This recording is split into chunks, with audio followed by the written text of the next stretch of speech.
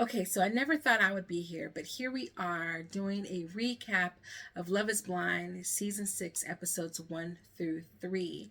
And the reason why I never thought I would be here is because I have been watching Love is Blind for almost each and every season that it has been in existence since the days of Lauren Speed Hamilton and Cameron Hamilton tied the knot, okay, season 1 during COVID. And it was during the time when I wasn't really making a whole lot of content for the channel. And so I watched and binged just like everyone else did in America, but I did not talk about it. And I haven't talked about it just because I don't typically talk about a lot of reality TV on this channel. But I have been so engrossed, and since I can only watch one day so many times and have been in my little rom-com feelings as of late, you can see from the discography of the channel, the filmography on the channel, that I've been in my romantic comedy bag. I just felt like this was a perfect time to talk about Love is Blind. But I'm going to split it up a little bit because I can't really handle doing all 6 episodes at one time. But I will be recapping the entirety of the season, and I will catch up with the rest of the world. But listen, you know why we're here. We're going to talk about the villain of the day, numero uno, and we're going to keep it classy because I'm only covering the first 3 episodes. So in the comments, do not post any spoilers, please and thank you. But I would love to hear your opinion about everything. So let's get started.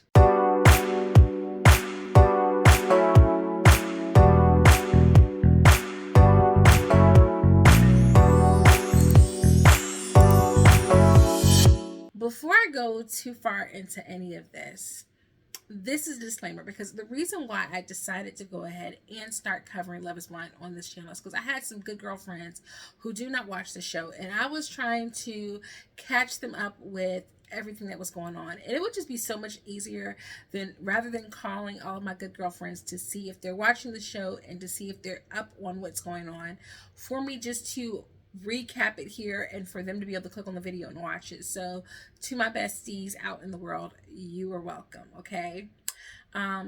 So we begin with episode 1 and we see Nick and Vanessa Lachey yet again.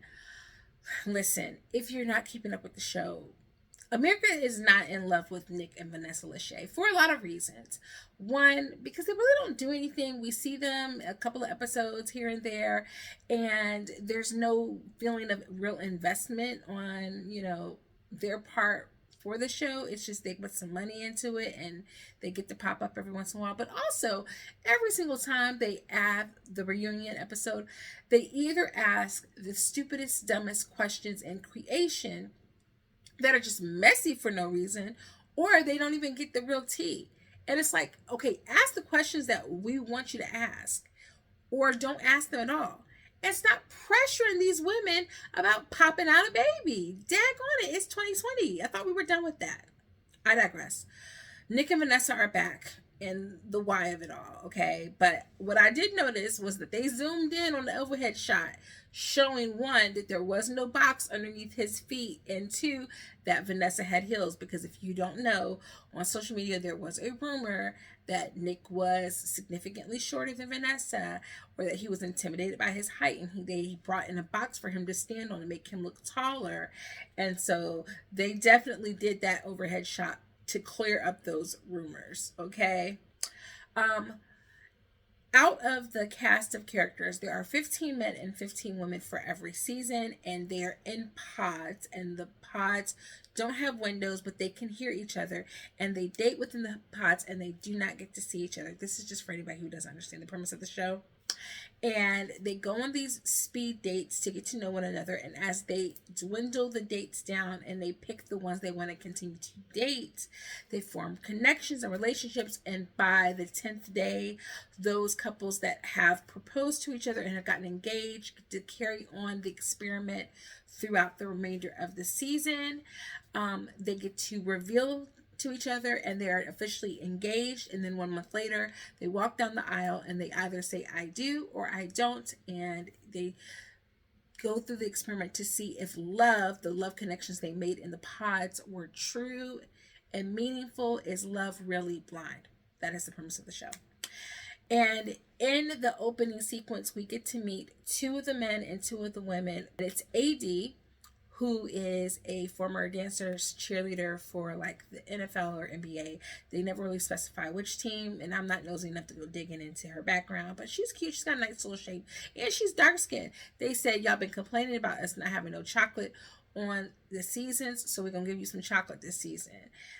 They gave us some chocolate, but literally she's like the only chocolate that we got to see for the most part. And then we meet Jessica, who is 28 and has a 10-year-old kid. She's the first person with a kid on the show in 6 seasons. And they have significantly raised the ages, or picked people who are older in age and have a little bit more sense of urgency about getting married. It's an interesting touch. We're going to see if the maturity is there to match the age. Then we meet on the guy's side, Kenan, who is the youngest. He's 25. He's a middle school principal. And then we meet Trevor, who is a big muscly dude with a mullet, but he's a big softy on the inside. And all of this is taking place from a cast of people from Charlotte, North Carolina. So then we get a montage, and the montage is important. Go back and look at the montage, because it is literally the only way y'all gonna see some of these people, because we don't ever see some of these people again. The first episode, we start with the first connections. We get Trevor, who we met, and he makes a connection to Chelsea, and things seem to be hitting off well. They have a similar sense of humor. They're laughing. She's giggling. Things are going well. Then we see her on a date with Jimmy. Jimmy looks like Peyton Manning. Tell me I'm lying if you think I'm lying in the comments, because he does. And then Jimmy goes on a date with Jessica and makes a connection with Jessica. And remember, Jessica is the single mom.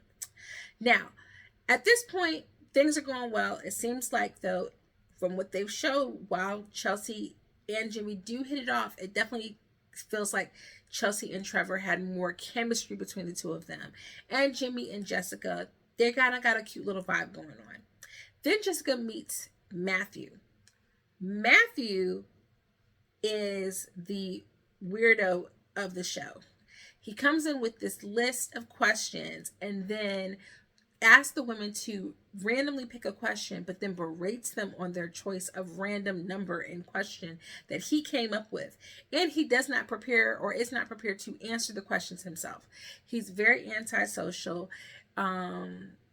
He gives off like just very like high anxiety. I'm not trying to diagnose that man, but it's just very weird vibes. And then we get to see him date Amber, who he says has nice energy. Now we're going to come back to Amber. We're not going to see much of Amber until a little bit later. And then he goes out with another Amber, the black girl we met in the intro, who goes by AD on the show.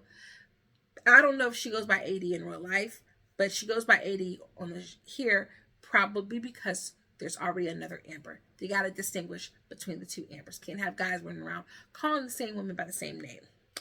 AD brings Matthew out of his shell, surprises him, gives him a second chance to ask us little questions, and doesn't just dismiss him outright. And so he's like, I'm catching what you're throwing down, AD. I'm liking the vibes. But then she goes on a date with Clay, who is 2 years her junior, and he is black, and he is definitely like life of the party, you know, player vibes going on. But he's handsome, and they would make a cute couple. Then we meet Johnny. So Johnny is the first person we meet without any sort of connection immediately to someone else except for Amy. And we will never see Johnny interact with anyone else other than Amy.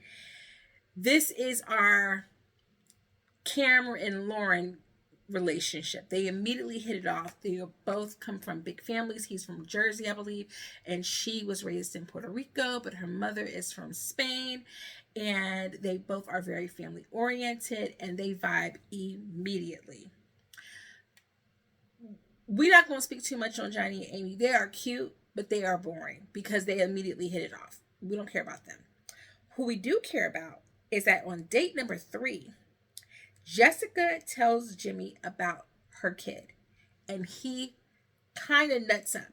He kind of freezes. He locks up a little bit. He's not ready for that. But he doesn't tell her that he's not ready.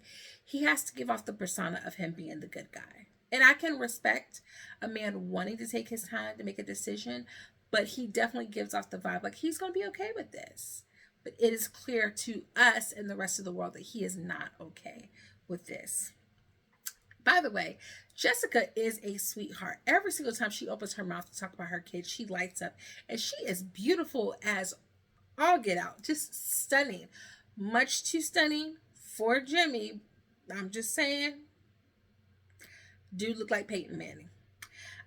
Chelsea, who's also dating Jimmy, tells Jimmy and Trevor that she has been married before. She is a divorcee. She was married for 5 years, straight out of high school.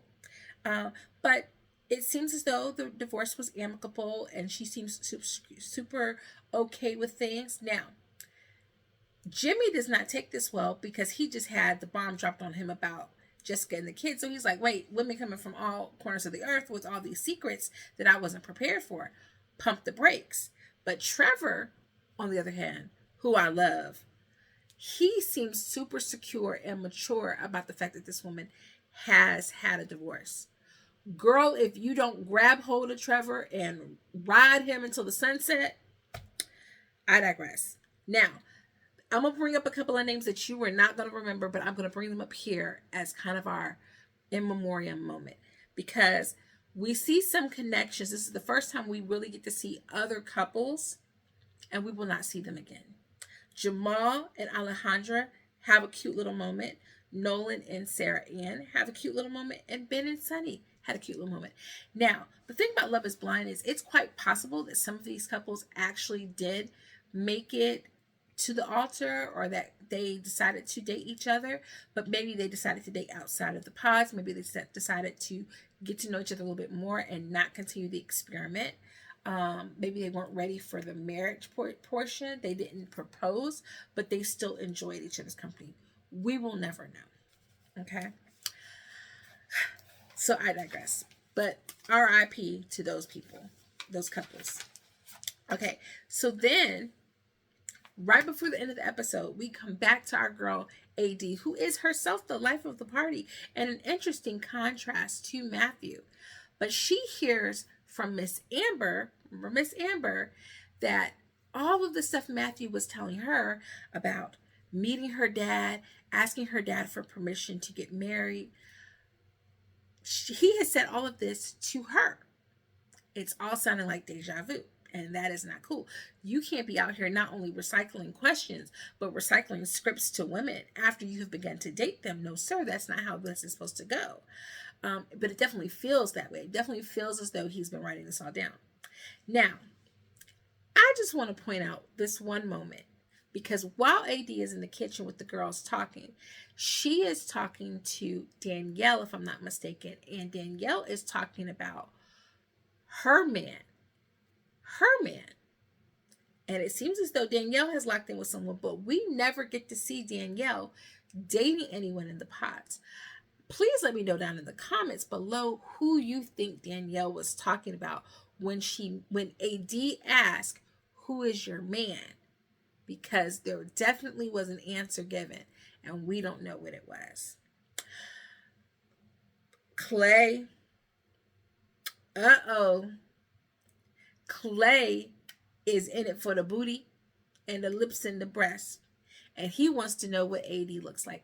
Sir, why would you come on a show called Love is Blind if you're going to, in 2 seconds, ask the woman what she looks like? It's not supposed to go that way. It is not supposed to happen this way. And it is immediately a turn off to AD, who feels like she already has one in the bag with Matthew.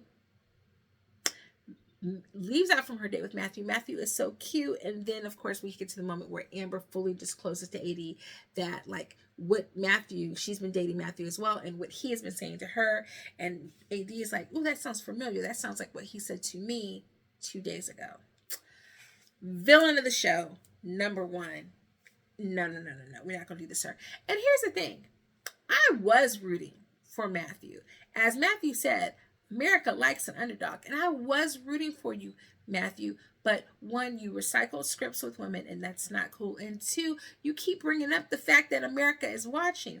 And sweetheart, you are too focused on America watching and not the woman in front of you in the pods watching and listening. And for that, you got to go. So then we get to episode 2, and we get introduced to a new crop of guys. Got to take a break from the first group of guys. We get a new group of guys, and we meet Jeremy. We're not going to talk about how Jeremy spells his name because I'm not one to talk about any of that. But he's the joker of the bunch. He is immediately playful, playing around with the guys and with his dates. And he is dating Laura and Sarah Ann.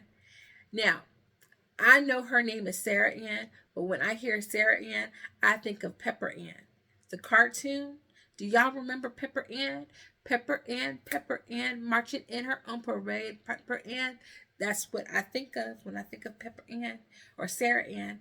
But he has a seemingly strong connection with Laura. Laura is his number one out of his own mouth. Now, I know, you don't put all your eggs in one basket. But if she is your number one, why are you stringing Sarah Ann along? Sarah Ann could have been hooking it on up with Nolan. Okay? But you're stringing her along when you already knew Laura was your number one. That's not cool, Jeremy. That's not cool. Now, again, Johnny and Amy show up yet again and emerge as the constant, solid relationship of the show. They are our number one, Cam and Lauren. But I will say this. Amy is not that interesting. Now, her backstory, oh my gosh, had me like this. Talking about her brother, making sure that Johnny would be okay and comfortable with like helping to take care of her brother if something ever happened to her dad. I love that. But as of right now, I don't really need to see much more of them. They're kind of boring. We can watch them later. They're not nearly as cute and playful as Cameron and Lauren were. And so for that, okay, we'll see. We'll catch up with y'all later. We see Alejandra again. I like Alejandra. She is like that good girlfriend. She gives that good girlfriend energy. I hate that she did not make a love connection. I would have liked to have seen her more on the show. Matt asked AD not to give up on him. And Clay is so shocked about Matt. He is like, oh, I know not. You picking Matt? You dating Matt? You don't even know what that dude looks like, how much of a square he is. That is what Clay is thinking in his head.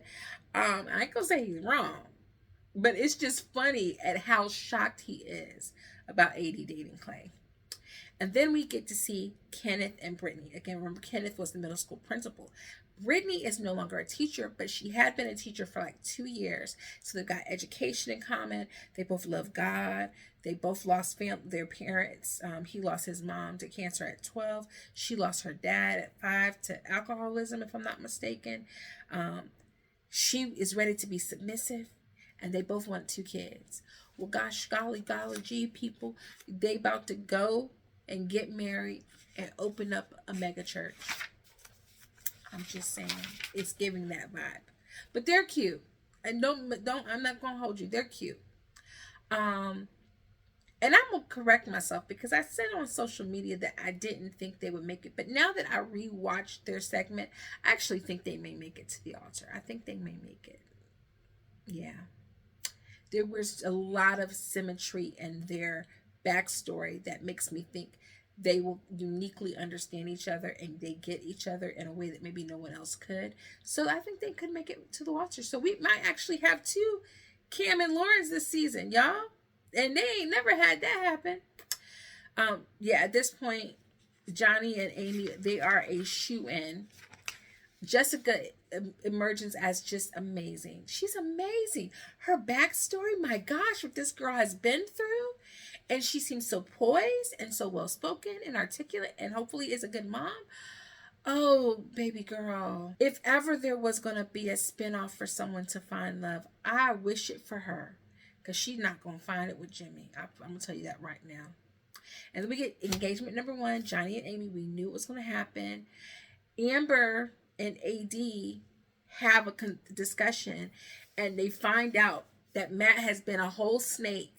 And so Amber is like, deuces. Now I'm gonna be honest with you. During this whole mess, Amber was feeling so fake to me. She was feeling so fake. She was like slay and, you know, all with the AAVE and everything like that. But I can appreciate, or I was appreciating, that she bowed out until the moment happens where AD and Matthew talk. And AD does not immediately cut Matthew out all the way. But Matthew is so distraught at the fact that Amber has left and that he may have hurt someone on national TV with America watching. And he cares so much more about having her Amber, white Amber, that he doesn't care about or acknowledge how much he's hurt black Amber. And so he decides to leave. And this is the moment that it solidified him as villain numero uno for the season, at least not the biggest, but the first. That when he goes back into the men's section of the house, he says, I'm leaving, I'm gonna go get Amber. I suspect that this was a ploy.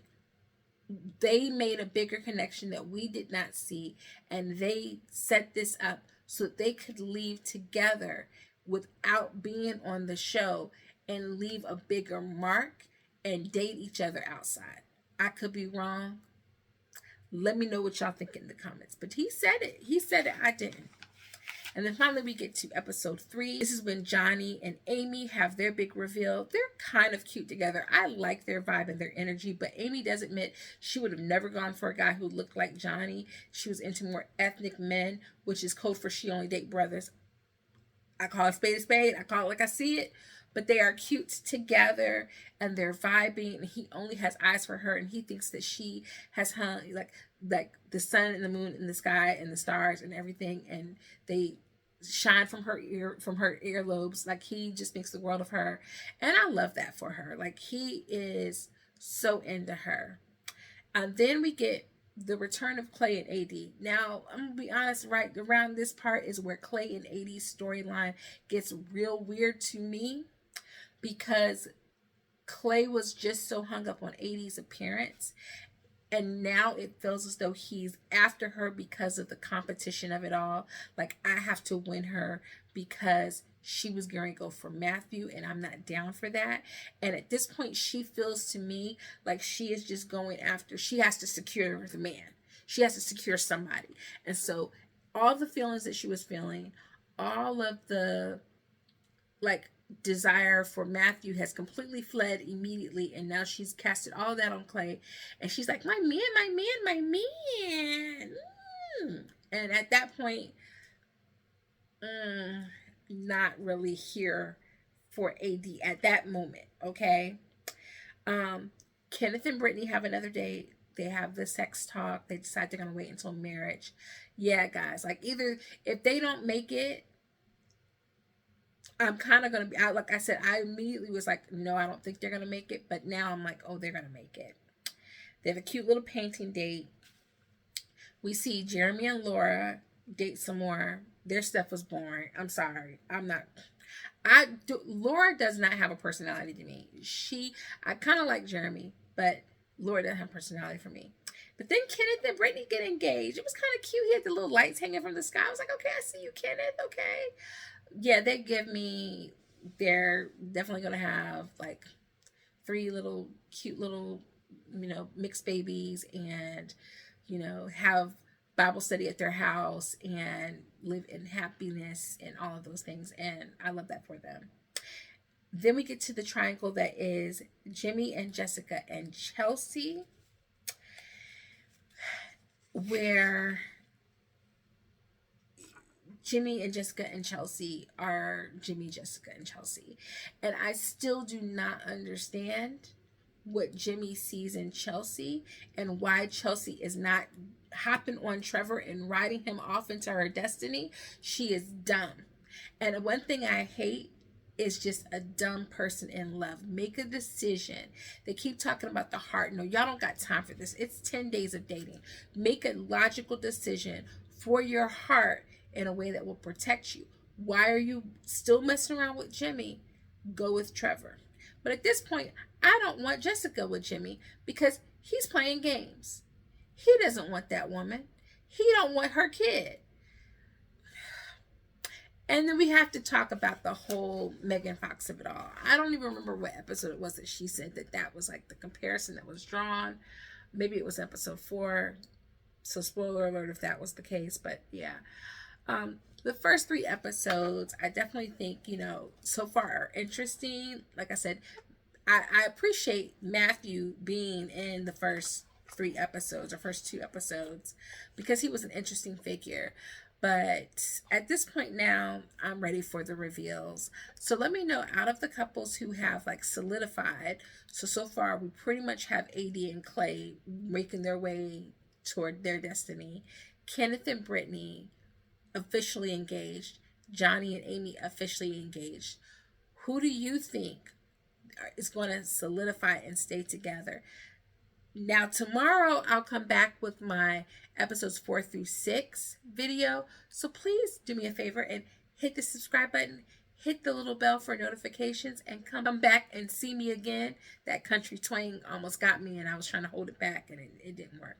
All right, guys, that was all for my episode 1, 2, 3 recap for Love is Blind season 6. I can't wait to talk to you guys in the comments about this. And until next time, toodles.